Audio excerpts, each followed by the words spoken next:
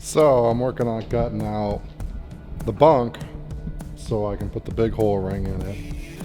And I take pretty much, I think, everything apart so that I can cut this wall out. And I just removed this makeshift floor that they had under the bed. It was a mess. That's the headliner I pulled out. I'll tell you what kind of fun mess I found up there. Pulled all the insulation out. Well, it's just the foam padding. Pulled that out. It's a complete nest.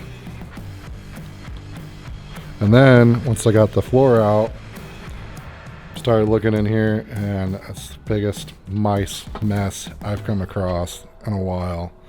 So gross. Just lost motivation. I'm gonna have to clean that. That just killed my motivation today. I have to clean that up before going any further. It smells in there. I'm gonna have to vacuum that all out, rip that carpet out, throw it apart. This panel piece here that goes around the bottom of the bed, let's take that out. It's gonna be a bigger opening for the big hole. Yeah, fun. Well, all cleaned out. Got the ring out. You can see the size difference there between a big hole and the old one. It's a little bit taller and definitely wider. Some cutting today. Most of it cut out here and here. I'm just gotta cut these bottom corners here. It's pretty dark in here. But there's this panel in here for this box for the bed. So I haven't quite figured out if I'm gonna change that box around or not. So I'm trying to cut out around it.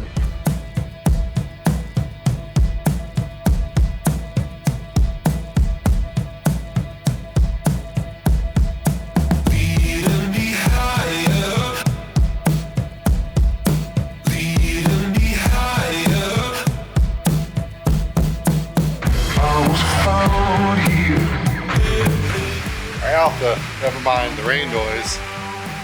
It's pouring down outside.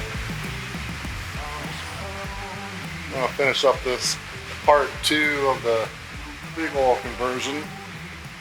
Got the sleeper bolted on. So here's how she's looking right now. It's mounted on the frame.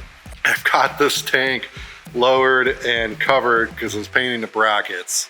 And then I gotta put in what do you call it? Straps on it. So we're getting to that. But there is the bunk sitting on the frame. Let's bolt it down. Here's the cross member I built for that center bracket. I got new body mount bushings on there, and she's bolted on. I have not put the gasket in yet. Probably not gonna do that till after I paint, so I don't get it all covered. Bear with me, it's pretty dark in there, but there you can see from the inside. I'll light this up a little bit. There's the opening from inside the sleeper. So we have our 87 through 79. It is now a big opening. Man, yeah, it is really dark in here. Don't have any cab lights on this thing yet, you know, on the ceiling and such. But as you can see, well, the whole interior and the sleeper to put back together when I'm done. Here, brighten this up a little bit more. So you can see all these braces and stuff are under the bed. Got to put them all back together. There's paneling on the side of the sleeper that needs to be put in there. And here's another big thing I had to do. The original brackets from this would have come all the way out here. I tried trimming them to get them to fit. That didn't work. So I managed to find a scrap cab that had these factory brackets in there. And I cut them out and mounted them in here. Got them re-riveted, mounted. Got the one on the other side. So the one other part of this big old conversion I got to do in this cab is figure out how to mount this upper sleep bell mount. Originally, just sitting in here, just went in here now. It was about here, so I took it out, and I'm thinking that I can mount it somewhere right in here. I'll figure that out in a little bit. And hopefully the original interior corners, I can trim them down to fit in here. But that's kind of stuff here and later. Got a lot more important stuff to do. But so at least those brackets are all riveted in, so all that main stuff. And I'll probably just mask off this gasket opening for when I go to paint. So, and then after it's painted, I'll slap it in. So I've got the interior and the sleeper won't match. And I've got the pieces that go in the corners here, but I've got no headliner and I got no door panel on this side. So those are some things I'll have to track down. We'll give you a look from the outside, what it looks like with the bunk mounted. Inside, walk around, and onto this side here. I think the 36 looks pretty good on this wheelbase here. I'm pretty pleased with it. So that part of the bunk bolted down, mounted, the big hole rings put in. I mean, that was a big accomplishment. So like I pointed out, I got some of the small detail stuff on the inside to do. Not a huge big deal.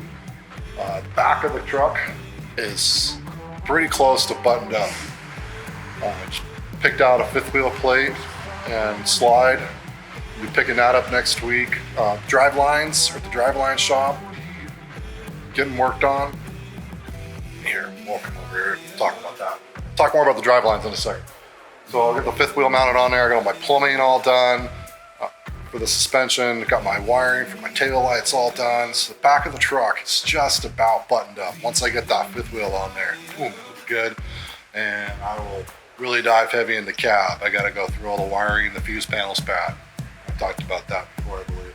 And once I get wiring and the cab all good to go, I start putting the inside of the cab back together. And then we will start tackling the appearance. I'll probably start sanding on it, maybe try to find another fender fender, find another air cleaner. So it's been probably a month since the start of this video to today.